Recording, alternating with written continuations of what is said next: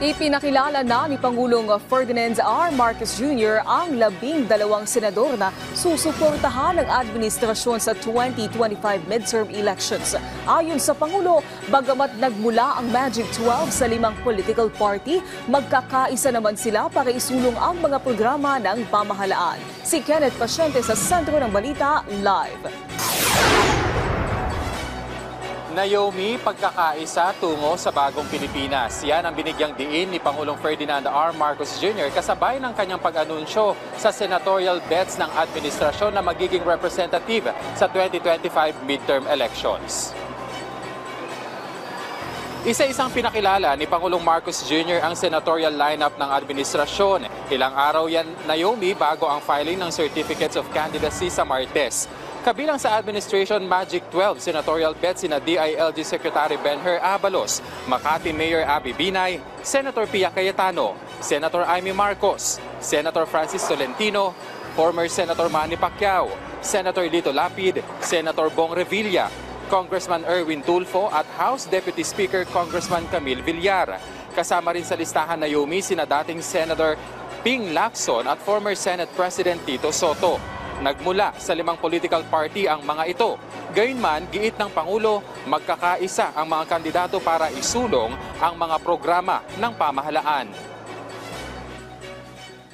Ang sabi nila, ang halalan daw ay panahon ng pagkakabitak-bitak, pagsisiraan, pagkakahati-hati.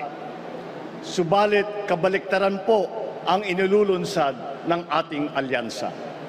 Sapagkat ito ay isang kilusambayan na magbubuklod sa pinakamalawak na puwersa ng mga nagmamahal sa inang bayan, na ikakampanya ang isang programang pangkaunlaran na walang naiiwanan, na pagsasamahin ang 12 magigiting na Pilipino na may taglay na sipag at galing para maging pinuno.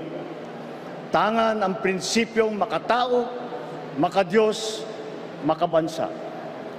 Titindig para sa interes ng bayan at sa kapakanan at karapatan ng bawat isang Pilipino. Ipinunto pa ng punong ehekutibo na kahit may kanya-kanyang abilidad at galing ang magiging pambato ng administrasyon ay pagbubuklo rin naman anya ito ng adhikain tungo sa ikauunlad ng bansa. Hinimok naman niya ang magiging kinatawan ng administrasyon na manatiling tapat sa taong bayan. Sa aking pag-endorso, ang tanging hiling ko ay mapanatili ang kanilang katapatan at pagmamahal sa bansa. Ito ang pinakamahalagang katangian ng kandidato na aking tinitignan at pinag-iisipan. Kasabay niya, Naomi, ang paghiling ng Pangulo sa suporta ng taong bayan na suportahan ang admin senatorial slate nang sa gayon ay mas maging mabilis ang pagsasakatuparan sa mga programa ng pamahalaan na ang tanging layunin ay mapabuti ang pamumuhay ng bawat Pilipino. Mga kababayan, sila po ang lineup ng alyansa.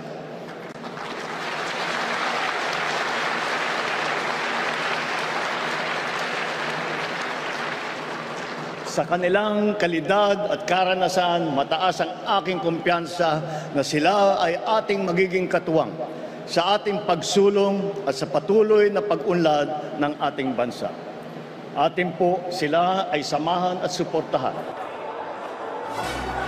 Naomi, sinabi naman ni Representative Toby Chanco na posibleng maging campaign manager ng alyansa para sa bagong Pilipinas na posibleng makasama si Pangulong Ferdinand R. Marcos Jr. dito nga sa pangangampanya ng pambato ng administrasyon para sa 2025 midterm elections. Depende yan sa magiging schedule niya.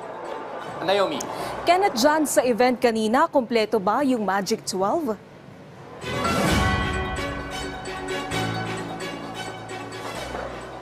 Yes, Naomi, kompleto yung Magic 12. Maliban na lang, bukod na lang sa kapatid ni Pangulong Marcos na si Senator Amy Marcos.